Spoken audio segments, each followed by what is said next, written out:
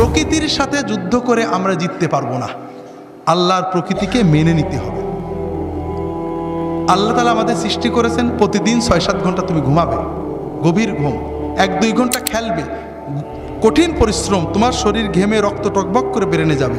Football, হাডুডু, badminton, volleyball, দৌড়, সাঁতার এগুলো খেলতে হবে। এরপর 1-2 ঘন্টা আল্লাহর ইবাদত করতে হবে।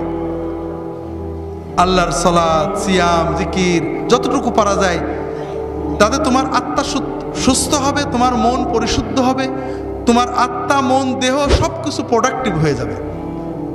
এরপরে তুমি 4-5 ঘন্টা তোমার 25-এর পরের জন্য কর্ম বা শিক্ষা নেবে। এইভাবে যদি তুমি চলো তাহলে তোমার জীবন গতিশীল হবে, তোমার জীবন ইনশাআল্লাহ মৃত্যু পর্যন্ত সচল থাকবে।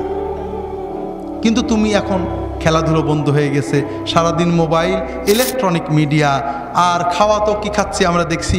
ইউরোপ আমেরিকার লোকেরা কিছু সুস্থ থাকে, ঠান্ডার কারণে ওরা দৌড়াতে হয়, পরিশ্রম করে, আমরা গরমের কারণে ওইটাও করি না।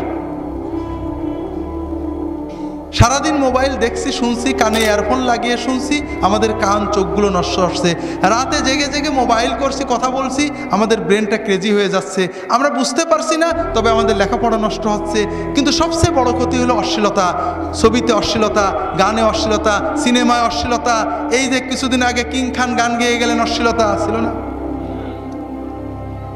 কিছু মানুষ কোটি কোটি টাকা কামাই করছেন এই সব অনুষ্ঠান, কিন্তু আমাদের যুবকদের কি হচ্ছে, অস্বীকার করার উপায় নেই, তাদের ভিতরে অস্থিরতা জন্ম নেয়। তাদের মনে হয় আমি আরও দেখি, টিভিতে বন্ধ হয়ে গেল, দেখি পাশের বাড়ির মেয়ের সাথে দেখা যায় কিনা, এইটা করা ওর অস্থিরতা, ওর পড়তে মন চায় না, ওর মোবাইল করতে মন চায়, ওর মনে হয় গল্প করি, এরপরে ও পাপের পথে চলে যায়, এরপরে হিরোইন ধরে, এরপরে ইয়াবা ধরে, এরপরে লেখাপড়া নষ্ট হয়ে যায়, ওর 25 হতে হতে ওর জীবনটা ক্ষতিগ্রস্ত হয়ে যায়, এর পরের জীবনমৃত হয়ে যায়, বাঁচতেও পারে না, মরতেও পারে না, ও হিরোইন গ্রহণ করে, মাদক গ্রহণ করে, এইভাবে সমাজটা আস্তে আস্তে ধ্বংস হয়ে যাচ্ছে। ঠিক না ভাই?